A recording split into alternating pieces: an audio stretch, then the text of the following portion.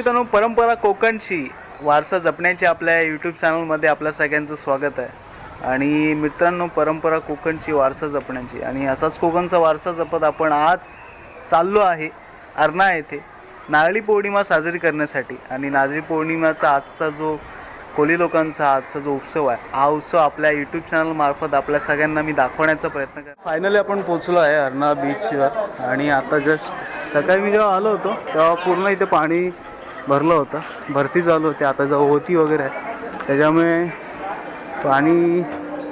पाण्याची जी लेवल आहे ही कमी झाली।